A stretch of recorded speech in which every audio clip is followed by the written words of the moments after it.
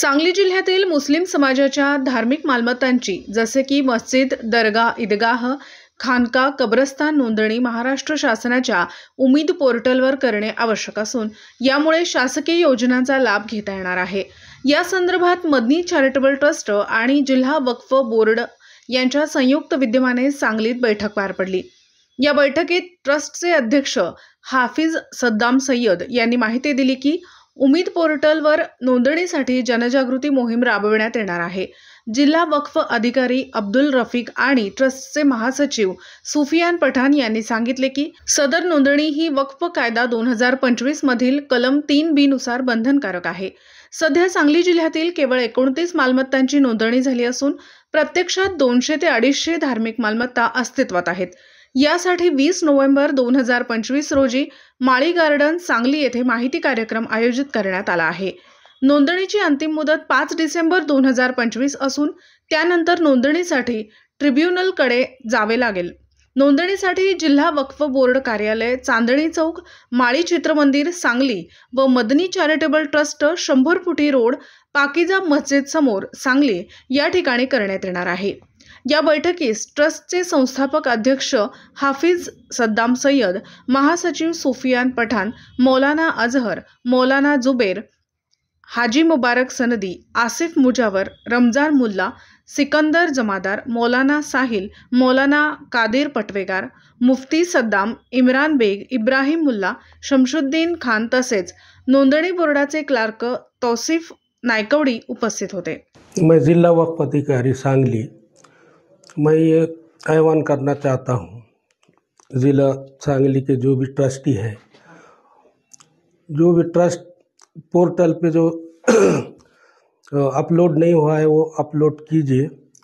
उसका वक्फ अधिनियम 2025 section 3B के तहत ये एक्ट लागू हुआ है और इसीलिए सब सांगली के लोगों से मैं ये आह्वान करना चाहता हूँ कि ये कीजिए। और ये 6 जून 2025 से लागू हो चुका है, जो कि 5 दिसंबर 2025 तक इसकी टाइम ख़त्म होने वाला है। इसके लिए जल्द से जल्द पोर्टल पे अपलोड कीजिए, ये हमारी रिक्वेस्ट है सब लोगों से, और ये होना चाहिए। और बहुत अभी तक सांगली ज़िले में 29 प्रॉपर्टी अभी तक लोड हुए हैं, उसके बाद कोई और टोटल 2000 वक्फ बोर्ड के हिसाब से 250-300 के करीब नोंद है, मगर अभी तक 29 हुए हैं। इसके लिए थोड़ा फिक्र कर उसकी नोंद ज़रूरी है, कीजिए। आज रोजी जिल्हा वक्फ अधिकारी यांच्या अध्यक्षतेखाली जिल्हा वक्फ ऑफिसमध्ये एक महत्त्वाची बैठक पार पडली। या बैठकीत तालुका स्तरावरून प्रत्येक तालुक्यातून लोक आले होते। हा मीटिंग घेण्याचा उद्देश एवढाच होता की उमीद पोर्टल हा काय प्रकार आहे आणि मुस्लिम समाजातले जेवढे दर्गा, मस्जिद, कब्रस्तान, ईदगाह यांना पोर्टलवर अपलोड कसं करायचं, काय प्रोसिजर आहे, या संदर्भात ही मीटिंग घेण्यात आलेली होती। दुर्दैव असं आहे की पूर्ण सांगली जिल्ह्यात 250 ते 300 नोंदणी आहेत, पण आतापर्यंत पोर्टलवर फक्त 29 नोंदणी झालेली आहे।